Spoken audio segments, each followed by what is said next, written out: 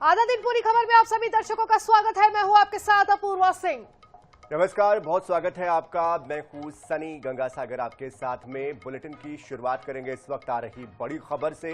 London से ये बड़ी खबर है जहां पर ब्रिटेन के प्रधानमंत्री स्टार्मर ने अपना इस्तीफा दे दिया है। कीर स्टार्मर ने पद छोड़ने का ऐलान किया है। पार्टी से बगावत के बाद स्टार्मर ने ये घोषणा की है। इस्तीफा देते समय स्टार्मर भावुक भी हुए। तो कीर स्टार्मर लंबे समय से ब्रिटेन के प्रधानमंत्री रहे हैं। ऐसे में हाल फिलहाल के उनके जो फैसले थे उसको लेकर उनकी पार्टी उनसे नाराज थी। स्टार्मर का इस्तीफा है, स्टार्मर ने इस्तीफा दे दिया है और काफी ज्यादा भावुक भी नजर आए हैं। तो ब्रिटेन के प्रधानमंत्री कीर स्टार्मर ने प्रधानमंत्री और लेबर पार्टी के नेता पद से इस्तीफा दे दिया है। 10 डाउनिंग स्ट्रीट के बाहर राष्ट्र को संबोधित करते हुए उन्होंने कहा कि लेबर पार्टी को नहीं लगता कि मैं अगले चुनाव में नेतृत्व करने के लिए सही व्यक्ति हूं। स्टार्मर का इस्तीफा ऐसे समय में आया है जब लेबर पार्टी के भीतर उनके नेतृत्व को लेकर लंबे समय से असंतोष बढ़ रहा था। हाल के महीनों में कई सांसदों और मंत्रियों ने उनके नेतृत्व पर सवाल उठाए थे। स्थानीय चुनाव में पार्टी के खराब प्रदर्शन और गिरती लोकप्रियता ने भी उनके ऊपर दबाव बढ़ा दिया था।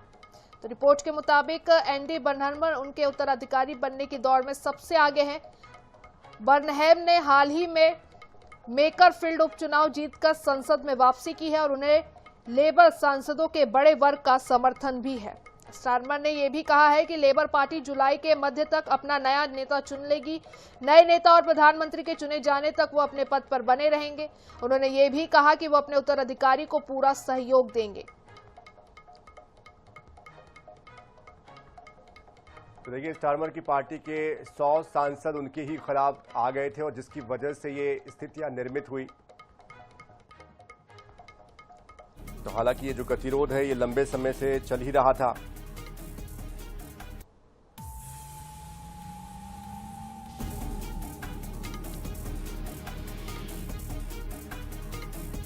ब्रिटेन के प्रधानमंत्री कीर स्टार्मर ने प्रधानमंत्री और लेबर पार्टी के नेता पद से इस्तीफा दे दिया है। 10 डाउनिंग स्ट्रीट के बाहर राष्ट्र को संबोधित करते हुए उन्होंने कहा कि लेबर पार्टी को नहीं लगता कि मैं अगले चुनाव में नेतृत्व के लिए सही व्यक्ति हूं।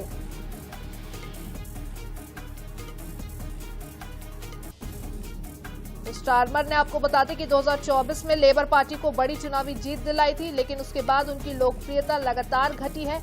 कई विवादों, नीतिगत यूटर्न और जीवन स्तर में सुधार के वादों को पूरा नहीं कर पाने की वजह से उनकी इमेज को यह नुकसान पहुंचा है।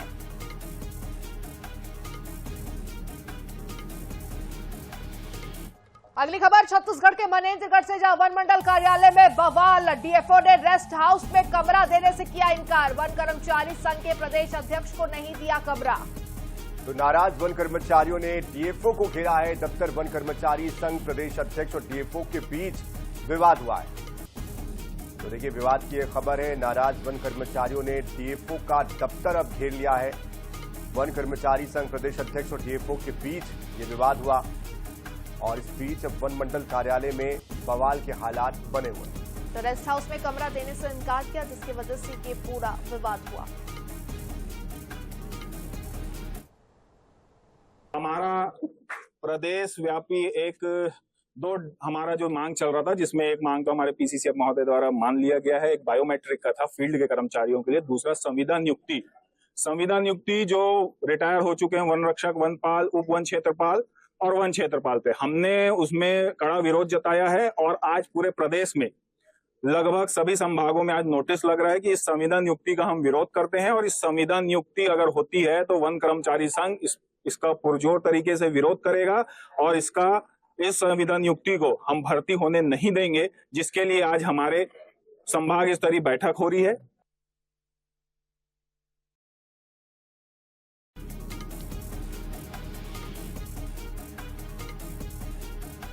तो मनेन्द्रगढ़ से खबर है, जहां वन मंडल कार्यालय में बवाल देखने को मिला। डीएफओ ने रेस्ट हाउस में कमरा देने से इनकार किया, जिसके बाद ये पूरा विवाद हुआ। वन कर्मचारी संघ के प्रदेश अध्यक्ष को नहीं दिया कमरा।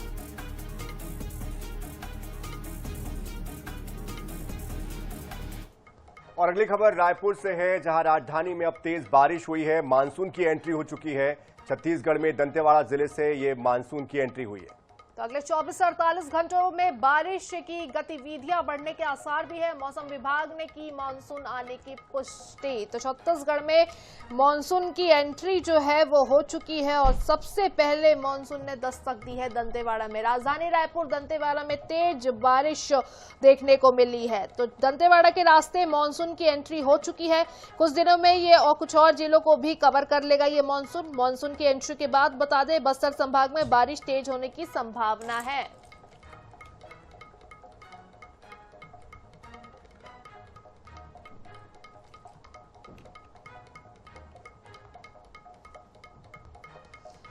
तो मौसम का ताजा अपडेट लेने के लिए जगदलपुर से हमारे सहयोगी जीवानंद हल्दर हमारे साथ सीधा जुड़ चुके हैं। जीवानंद, छत्तीसगढ़ में मानसून की एंट्री हो चुकी है। दंतेवाड़ा के रास्ते मानसून ने एंट्री ली है। कैसा है मौसम का मिजाज, कितनी बारिश हुई है और क्या कुछ मौसम विभाग की तरफ से फिलहाल के लिए एडवाइजरी जारी की गई है? जी अपूर्व, आपको बता देना चाहूंगा कि काफी गर्मी के बाद आज जो मानसून बस्तर में दस्तक दी है और इसी वजह है कि सुबह से ही जो झमाझम बारिश बस्तर में होने लगी है, जिसके लोगों को जो गर्मी से राहत तो मिली है, वही अगर देखा जाए तो किसानों ने भी लंबी सांस ली है। क्योंकि इसके पहले जो भीषण गर्मी थी वो गर्मी से लोग परेशान था, लेकिन जिस प्रकार की जो मौसम ने आज दस्तक दी वो भी दंतेवाड़ा होती है दस्तक देने के बाद जगदलपुर की बात की जाए, जगदलपुर ने पूरे संभाग में सुबह 6 बजे से जो झमाझम बारिश हुई है, जो बारिश से लोग जो खेत खलियान है वो तरबतर हो चुकी है। लेकिन सबसे बड़ी बात यह है कि इस बारिश में जो नगर पालिका निगम है वो कहीं ना कहीं उसका बुरा हाल नजर आया है। सुबह से जो पानी की जो बारिश हुई, बारिश के चलते जो नदी नाला उफान, नदी नाले में जलस्तर बढ़ने लगा है। वही अगर नगर पालिका निगम की बात कीजिए, वहां के जो नाली की सफाई नहीं होने से जो गंदी जो पानी है वो शहरों में बिखरने लगा है। तो कुल मिलाकर कहा जाए कि ये जो मौसम की जो दस्तक देने के बाद तो लोगों में जो उत्साह है वो देखने को मिला है, क्योंकि इस प्रकार की जो फुहार है, इस प्रकार की जो ठंडाई अब तक के जो गर्मी के मौसम से जिससे लेकर लोग राहत की सांस ली, तो निश्चित रूप से जो मौसम की दस्तक देने से न केवल बस्तर है बाकी पूरे छत्तीसगढ़ में एक खुशहाल नजर आ रहा है। जी अपूर्वा।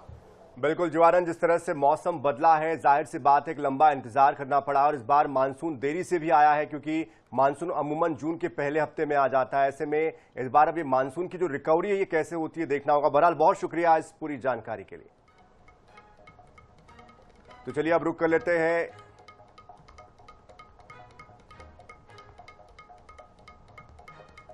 तो इस बीच एक बड़ी खबर आ रही है, उसका रुक कर लेते हैं। रायपुर से ये बड़ी खबर है। पूर्व डिप्टी सीएम टीएस सिंहदेव के बयान पर बीजेपी का पलटवार आया है। कैबिनेट मंत्री राजेश अग्रवाल ने पलटवार किया है। 2.5 साल के बाद तो चुनाव होना ही है, ये कहा है राजेश अग्रवाल ने।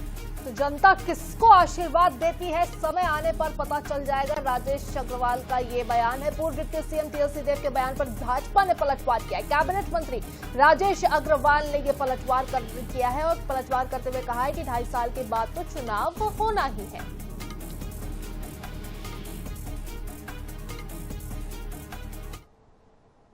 जी का बयान आया है, वो कह रहे हैं कि अगर आज चुनाव हो जाए तो बीजेपी पूरी तरह हार जाएगी। वो कह रहे हैं कि सरगुजा में क्रॉस वोटिंग हो गया, बीजेपी छोड़ करके लोग कांग्रेस ज्वाइन कर रहे हैं। देखिए 2.5 साल बाद तो होना ही है ना, उस समय पता चल जाएगा जनता जनार्दन किसको आशीर्वाद देती है।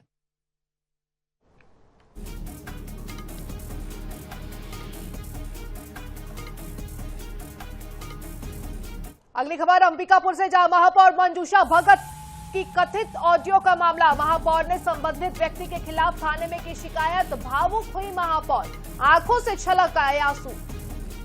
तो महापौर कह रही कि मुझे और मेरे परिवार को बदनाम करने की साजिश रची जा रही है। महापौर ने ऑडियो को बताया पूरी तरीके से फर्जी, भ्रामक और मेरा पूरा परिवार मानसिक रूप से परेशान है, ये कह रही है महापौर।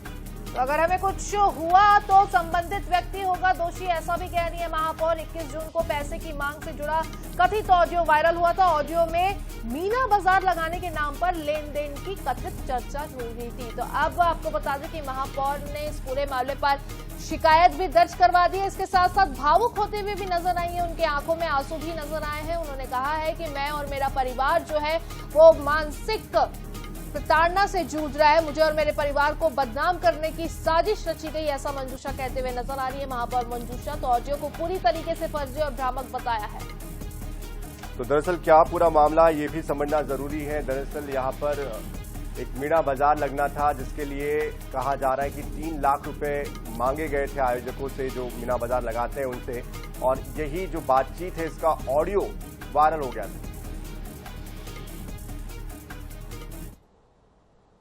महापौर मैडम, उनके साथ में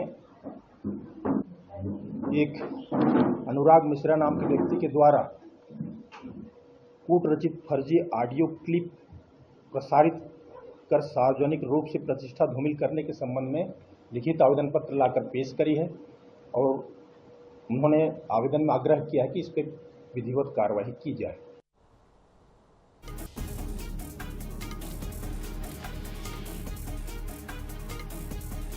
तो इस पूरी खबर पर अधिक जानकारी के लिए हमारे साथ हमारे संवाददाता संतोष कश्यप भी जुड़ चुके हैं। संतोष, कब का ये ऑडियो है? ऑडियो असली है या नकली है? क्या इसके लिए कोई लैब टेस्ट किया गया है? ऑडियो को लेकर कोई जांच की गई है और एफआईआर दर्ज की गई है? क्या मंजूषा जी ने एफआईआर दर्ज कराई है या जिनके ऊपर आरोप लग रहे हैं उन्होंने भी कराई है?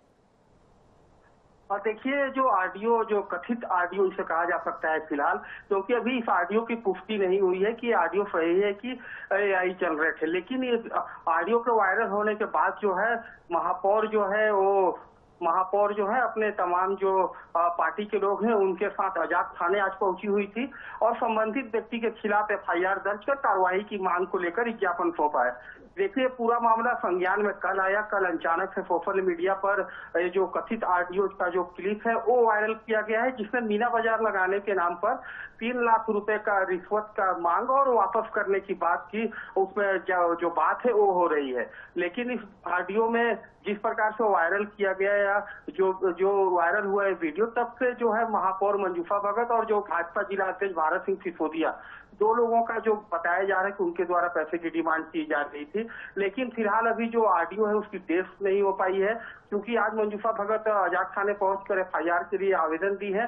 तो उम्मीद है कि जो ऑडियो क्लिप है उसकी जांच की जाएगी और जो सत्य है वो निकल के सामने आएगा। लेकिन इन सब के बीच ये भी है कि जो कांग्रेस है वो हमलावर हो गई है और उन्होंने निगम सरकार पर कई आरोप लगा दिए हैं और बताया कि भ्रष्टाचार का गढ़ बन गया है नगर निगम। लेकिन इन सब के बीच ये भी देखने को मिला कि जो महापौर थी जब थाने पहुंची हुई थी तो मीडिया से चर्चा करने के दौरान उनके आंखों में आंसू छलक पड़ा, रोते हुए महापौर नजर आई। भावनात्मक रूप से भावना में वो बहते हुए अब उन्होंने कहा कि इस ऑडियो क्लिप के वायरल होने के बाद उनका जो परिवार है और खुद महापौर मंजूषा भगत जो है वो मानसिक रूप से परेशान है, क्योंकि उन्हें बदनाम करने की साजिश रची गई है। इस ऑडियो क्लिप को रिलीज करके फिलहाल देखना होगा। इस मामले में पुलिस अब अग्रिम जांच करेगी, जांच में क्या तथ्य निकलकर सामने आते हैं। जी तो बिल्कुल, फिलहाल के लिए आपका बहुत बहुत शुक्रिया संतोष, जितनी भी जानकारी आपने हमारे साथ साझा की है।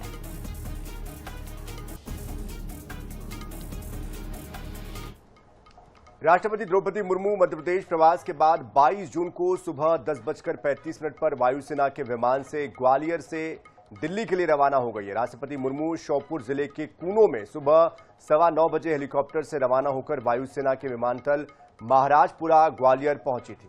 तो उनके साथ मध्य प्रदेश के राज्यपाल मंगूभाई पटेल भी मौजूद रहे। ग्वालियर विमानतल पर राज्यपाल, प्रदेश के जल संसाधन मंत्री तुलसीराम सिलावट, उद्यानिकी मंत्री नारायण सिंह कुशवाहा, ऊर्जा मंत्री प्रद्युम्न सिंह तोमर, सांसद भारत सिंह कुशवाहा और महापौर शोभा शिकरवार ने उन्हें विदाई दी।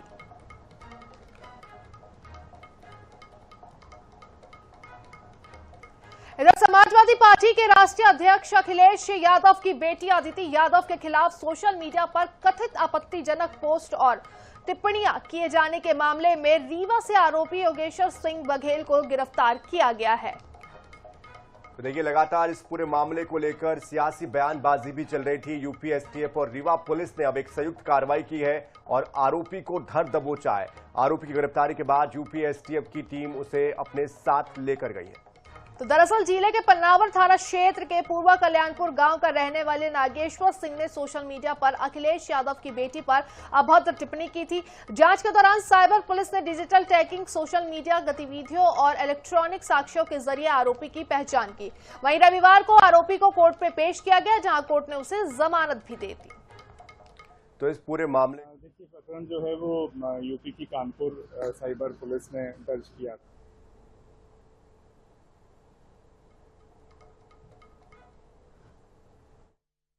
देखिए, प्रकरण जो है वो यूपी की कानपुर साइबर पुलिस ने दर्ज किया था अभद्र टिप्पणी को लेकर, और उनके द्वारा जो है जो उसमें आरोपी है थाना पनवार के निवासी, उनको जो है गिरफ्तार किया गया है और न्यायालय में प्रोड्यूस किया गया।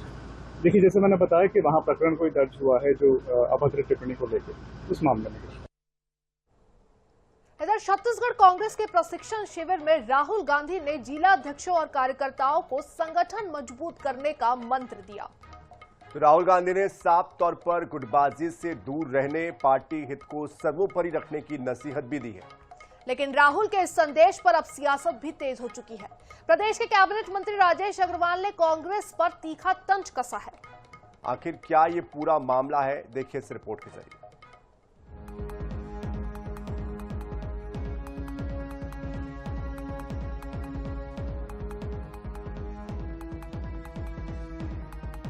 राजधानी रायपुर के अभनपुर के प्रशिक्षण शिविर में राहुल गांधी करीब 3 घंटे तक रहे। इस दौरान उन्होंने जिला और शहर कांग्रेस अध्यक्षों से सीधा संवाद किया। राहुल ने संगठन को मजबूत करने, जनता से जुड़ाव बढ़ाने और जमीनी स्तर पर कांग्रेस की पकड़ मजबूत करने पर जोर दिया। सूत्रों के मुताबिक राहुल गांधी ने जिला अध्यक्षों से कहा कि पार्टी का असली चेहरा वही है और जनता के बीच उनकी सक्रियता ही कांग्रेस की ताकत बनेगी। उन्होंने चाटुकारिता की जगह मेहनत और जनसंपर्क को प्राथमिकता देने की बात कही। सभी जिला अध्यक्षों को, 41 जिला अध्यक्ष वहाँ मौजूद थे और सभी को राहुल गांधी जी ने खुलकर चर्चा करी, संवाद किया, उनके सवालों के जवाब दिए और आने वाले कुछ समय में एक सोची समझी रणनीति के तहत इस पूरे प्रदेश में हम लोग कैसे पार्टी को जिले मुख्यालय से नीचे तक, मंडल और पंचायत तक मजबूत बनाएं, राहुल जी ने विशेष फोकस किया। राहुल गांधी ने कार्यकर्ताओं और जिला अध्यक्षों को संगठन को मजबूत करने पर विशेष जोर देने को कहा। वहीं राहुल गांधी के जिला अध्यक्षों को गुटबाजी को लेकर दी गई नसीहत पर कैबिनेट मंत्री राजेश अग्रवाल ने तीखा तंज कसा। उन्होंने कहा कि कांग्रेस नेताओं को एक करना मेंढकों को तौलने जैसा है। कांग्रेस नेता एक नहीं हो सकते, ये हर कोई जानता है। कोई असर नहीं होगा, वो जितना एकजुट करेंगे, वो मेढक तौलने आए थे। अच्छी बात है, उनकी पार्टी का मैटर है, अपना हिसाब से काम करें। एक तरफ राहुल गांधी संगठन को एकजुट कर 2028 की लड़ाई की तैयारी में जुटे हैं, तो वहीं दूसरी तरफ बीजेपी कांग्रेस के अंदरूनी कलह को मुद्दा बनाकर हमला बोल रही है। अब सवाल यही है कि क्या राहुल गांधी का एकजुटता का संदेश कांग्रेस के भीतर असर दिखाएगा या फिर गुटबाजी का मुद्दा आगे भी पार्टी के लिए चुनौती बना रहेगा। INS 24/7 के लिए रायपुर से मोहम्मद हसन की रिपोर्ट। दुर्ग जिले में पुलिस और anti crime and cyber unit ने संयुक्त कार्रवाई करते हुए 3 अंतर्राज्यीय आरोपियों को गिरफ्तार किया है। ऑनलाइन जुआ सट्टा और म्यूल अकाउंट्स नेटवर्क के खिलाफ की गई ये कार्रवाई। आरोपियों के कब्जे से इस कार्रवाई के दौरान 81 ATM card, 62 bank passbook, 5 chequebook और 13 मोबाइल फोन बरामद किए गए।